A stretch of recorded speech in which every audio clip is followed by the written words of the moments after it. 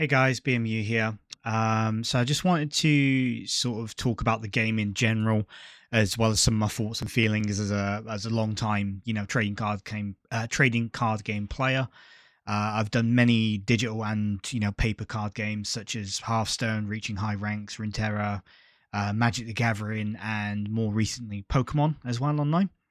I am a Dragon Ball fan, and I am a beta player from a few months ago as well. And what I love about this is the fact that I couldn't really get into the paper game for Dragon Ball, even though I really, really wanted to.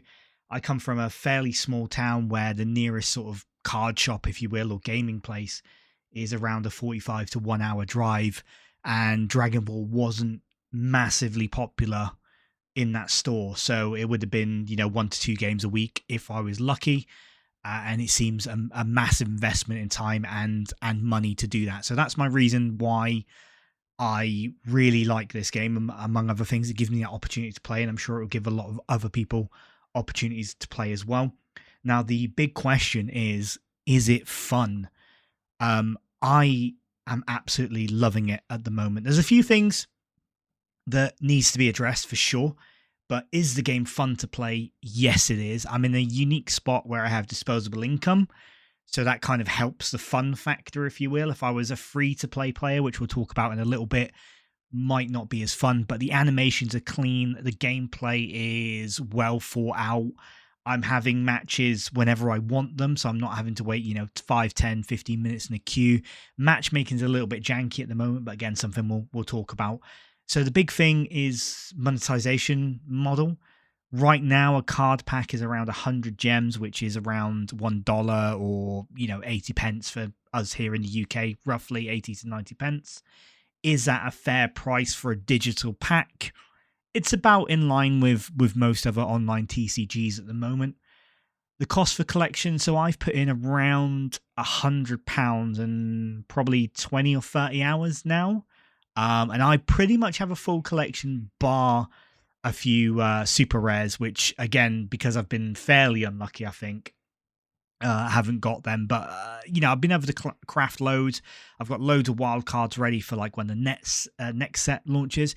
So I recommend if you probably want a full collection, you're probably looking at around £100 to £150, which sounds like a lot on a trading card game, but it's not.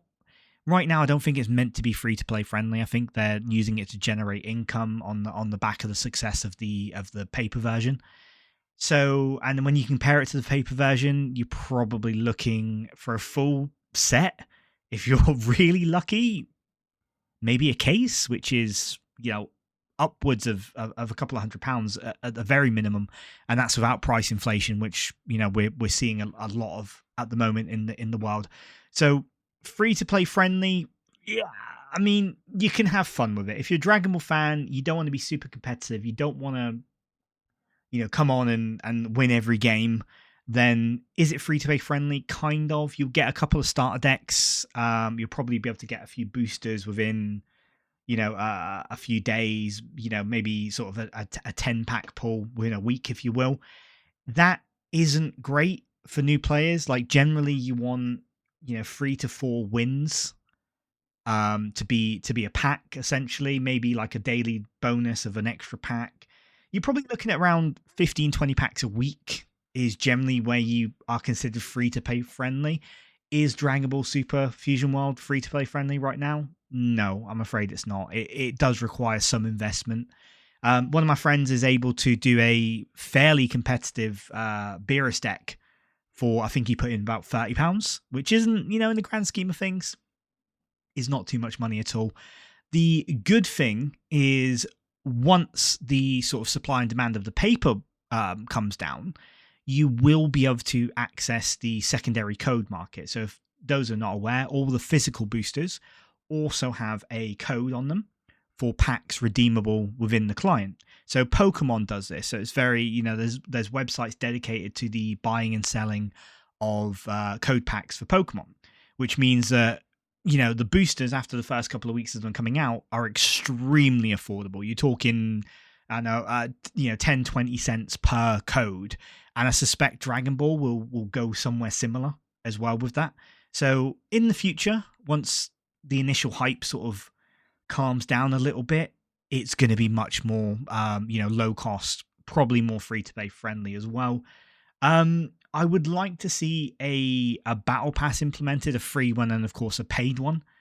Free one to access, extra packs and little cosmetics that keep, free to play players logging in, and obviously a paid one for those who want to, spend £10 a month or £15 a month on a season pass, if you will. I suspect it will go that way. I don't imagine Bandai not doing a season pass. I'm surprised they didn't launch with one, but that might be in the works as well. So I've said it's fun. I've said the monetization model. I said kind of what I wanted, to see in the future in terms of that. At the moment, the meta's a little bit stale. Everyone kind of wants to rush the god ranks, so the highest possible rank on ladder. Not many people on ladder are playing anything other than Broly or Gohan, so green. So it's a little bit stale at the moment, but that is simply because people want to get those high ranks, especially streamers and YouTubers and stuff like that, simply because they can go, I was the first to get this rank, and there's obviously rewards tied to those ranks as well, possibly invitations to tournaments. So yeah, fully understand, but it does mean the meta is a little bit stale at the moment. So yeah, that's something to deal with, but you know what? It's fun. It's really fun. It keeps me playing. It keeps me logged in. I'm thinking about the game, constantly. I'm watching other people play. I'm learning. I'm really enjoying this card game, so it's great. Future of the game, yeah, it's in the hands of Bandai. They like to put money into things that are making them money. So as long as this game keeps making them money, they will keep it open, obviously. They are quite good at community tournaments. Like One Piece just had their massive regionals that was streamed on YouTube today. Actually, they have places in London, for example, there's a dedicated One Piece card room attached to the Bandai store, and hopefully they'll do the same for this. I would love to see a few online tournaments popping up within the next 3 to 4 months, possibly before the release of the new set in May. And I would love to see the ability to do tournaments within the client as well. I think that would really add some depth to the game and everything like that. So overall, look, it's a brand new TCG format. It's launched paper and digital at the same time in Fusion World. Obviously, we had Masters and stuff before. It's going to have some teething problems, but I'm loving it. I'm playing it, and I hope you guys are too. I would love to get your thoughts. If you disagree, if you agree, please let me know in the comments below.